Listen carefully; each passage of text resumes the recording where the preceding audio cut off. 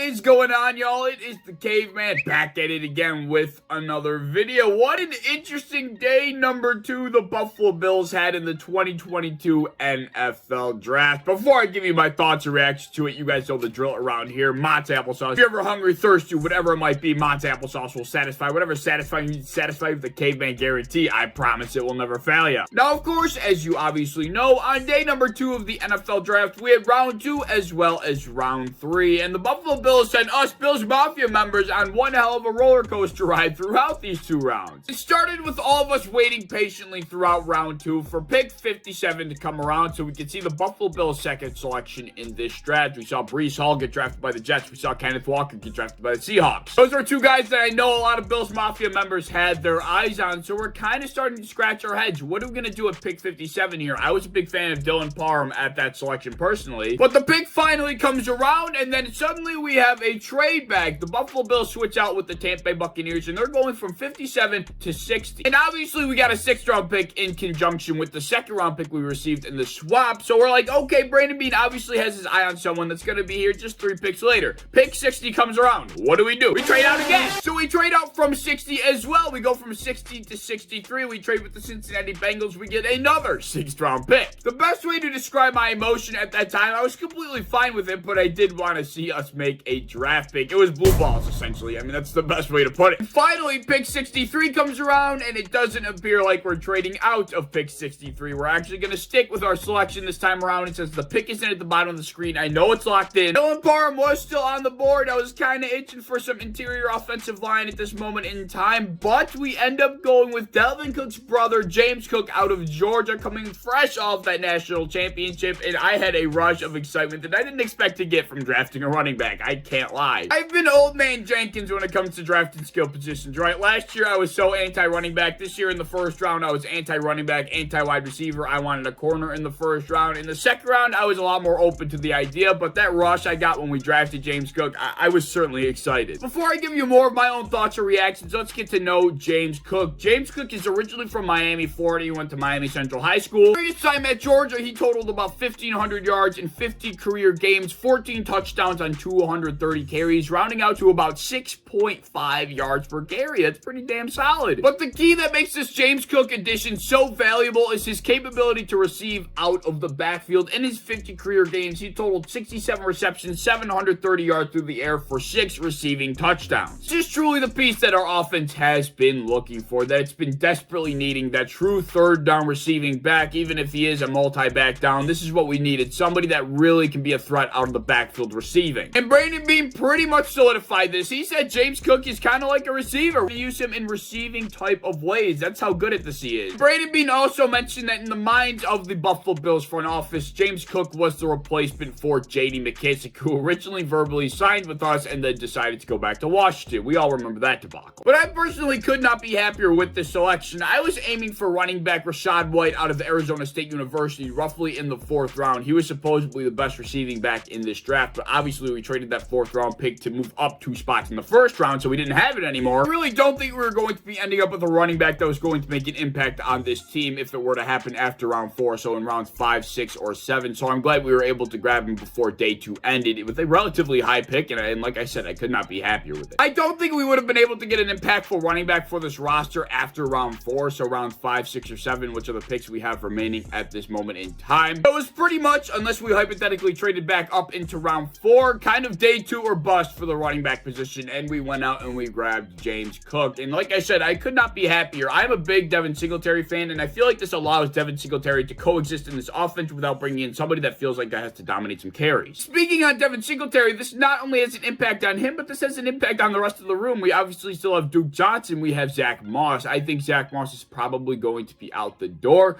Duke Johnson, we just signed. I can't imagine we brought him in with the idea of letting him go. What does this mean for Devin Singletary going forward? Of course, this year is not going anywhere, but he's going to have to sign an extension or he's going to have to walk after the season because his contract is going to be expiring. If he doesn't demand top-of-the-line running back money, which I can imagine he probably won't, I really don't think Devin Singletary will be going anywhere if he's probably a $5 to $6 million back. That's a conversation for another day. We'll get there when we cross that bridge. But James Cook, in his post-pick interview, said, me and Motor are going to be the best 1-2 punch in this league. We're going to win a Super Bowl. And that just got me riled up, man. This pick was just just so great. All right, so we were all hyped up by the James Cook selection at 63. So then our next pick was coming around at 89, and we were like, are we going to trade out again? Obviously, we didn't end up trading out again, but there were a lot of options on this board that a lot of Bills fans would have been happy with, that we all had our eyes on, and we did something a little bit obscure, I guess is the best way to put it. At pick 89, we came out of left field with this one. I personally never heard of this player when we originally drafted him, and that's speaking more on me than it is on Brandon Beane. Obviously, he knows a lot more than me. I'm not saying that he just picked somebody completely random. He doesn't know what he's doing. I just never heard of him personally because I'm not a big draft guy. But we went ahead and drafted Terrel Bernard out of Baylor, linebacker. Like I said, I had never heard of this dude. Like, I was excited and happy for the pick, but I mean, seeing Dylan Parham on the board, seeing guys like, you know, Khalil Shakir, there are a lot of guys on that board that I would have liked to see come to the Bills, but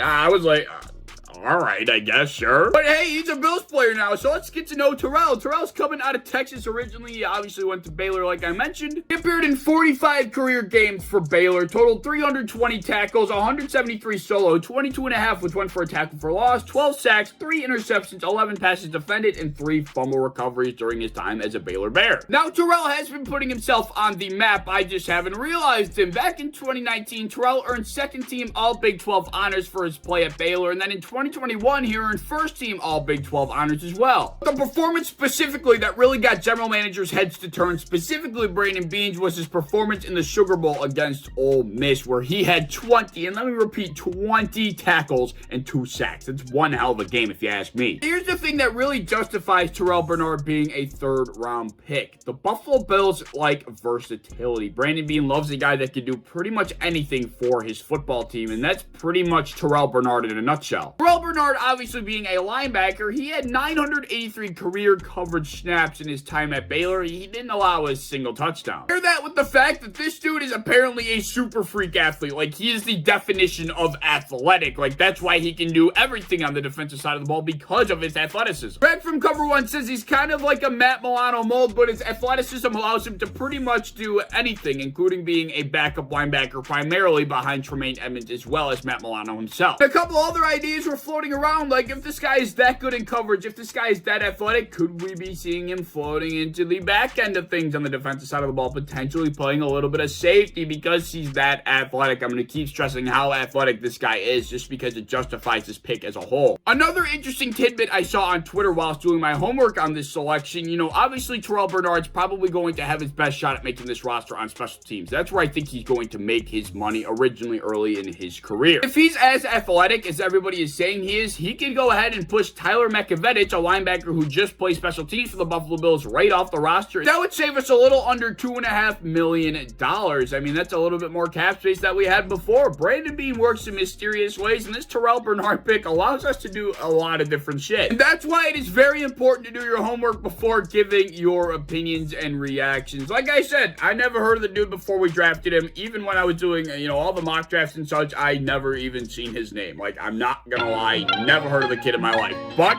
obviously, I did my homework. Obviously, he's got something to bring to the table. Brandon Beane likes him. I'm going to trust the process on this one. That's all we can do. And I think I trust Brandon Beane more than I trust a lot of people in this godforsaken world. So, yeah, those were our selections for day number 2. Day number 3 is today. I probably won't make a video on that unless something very significant happens. But day number 3, we still have a couple selections left. I do think we're going to pack up our picks on the back end and move up into the 4th round. Not sure who we're going to be targeting, but I do think that's what we're going to do with those selections. Well, let me know any thoughts you have on our day 2 selections. James Cook and Terrel Bernard out of Georgia and Baylor. I'm very excited to see the impact that they bring to this offense and defense coming in 2022. Let me know your thoughts, and as always, if you enjoyed, please like, subscribe, all the fun stuff. If you want to hit the bell to notify when I upload, I appreciate that. And on Twitter, follow me over there. I appreciate that as well. I have a TikTok down in my description that I think you should check out. I hope to see you in the next one. Peace.